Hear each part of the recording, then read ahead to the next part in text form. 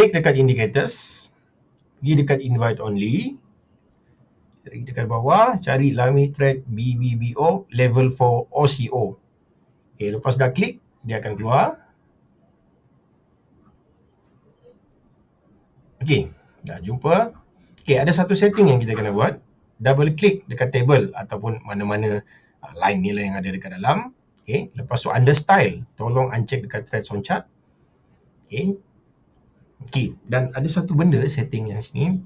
So dia sambung daripada level yang ketiga, yang mana level yang ketiga kita hanya boleh letak trailing based on tick saja.